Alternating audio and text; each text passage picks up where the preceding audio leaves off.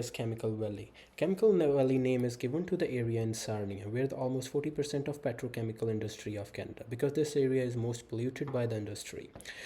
There were so many recent events happened in the area, reducing the fertility rate within the First Nation of community around 2004 and 5. In 2013, school was not informed of a chemical leak in a proper time.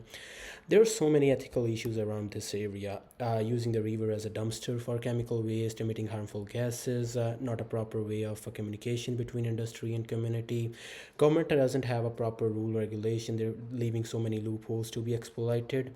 We are choosing Chris Ballard, Bob Bailey, and Ada Lockridge as our primary subjects. Chris Ballard has an environmental responsibility to protect the environment and keeping the public safety.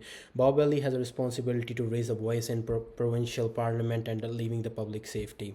Ada Lockridge has also a responsibility to towards her people of tribe and creating a transparent relation between public and industry. The ethical issues, challenges, and not dilemmas. This is step E in IGAD.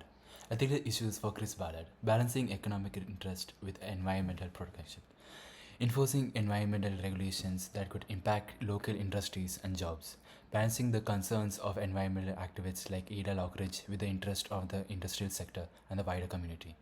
Ada Lockridge's ethical issues: addressing environmental justice, health, and community well-being, standing against powerful industrial interests, balancing these strategies while pursuing environmental goals.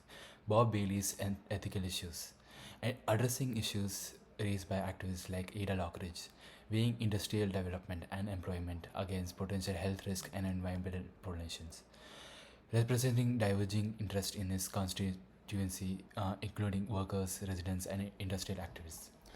So now comes the step G of EGAD, where alternative options are generated. Alternative options for Chris Ballard can be to find conclusions to legally run the protection via effective environment regulations. He could reinforce regulations that prevent the economic and financial impacts, replace the chemical industries with more renewable energy industries. Bob Bailey can protest the provincial government, install better software applications for alert, create more pressure on Chris Ballard to reconsider his approach toward chemical waste. Ada Lockridge can join forces with Bob Bailey to raise objection against Chris Ballard, create public awareness about the potential risk of the chemical leaks, and picking on unfaithful chemical industries. Now, speaking on the step A of EGAD, analyzing alternative options. Using deontology ethics approach, it's Ballard's duty to protect the people of the community and their health. Without the preventive measures and more strict regulations about the emissions, the community will not survive for long. According to his second option, it is also his duty to make sure companies don't go bankrupt and out of business to avoid financial breakdown. For this, he can make sure that the workers are properly trained about all the protocols for any accidents. Furthermore, he needs to come up with a plan with more new building projects for renewable energy industries which will produce less waste.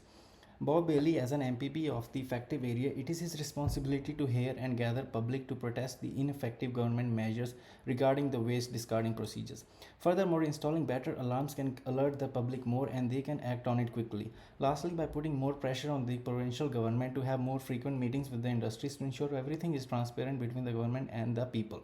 Ada Lockridge, it is her primary duty to listen to the people's voice so everyone is heard, and more voices mean more unity in the community. Also, it's her role to educate the people to use more preventive measures such as bunkers to protect themselves. At the end, she can look for all the industries who hide their leaks data from the public, because it is crucial for the people to know about what's going on in the community, even if it's not harmful. The last step of EGAR, step D, choosing the most ethical option. There is a need to use the deontology approach by Chris Ballard, as deontology can be universally applied to emphasize rules and principles to ensure the safety of the people by bringing up ways of transparency for the air quality monitoring to take protective action in case of emergency. His actions are judged by the acts that he does for the people of town. Bob Bailey followed the approach of deontology by looking at the action not taken by the provincial government to study the impact of air pollution on the public. Even Ada Lockridge followed the deontology approach in protecting the nation from the industry pollution by forcing government to take strict action against the emission control.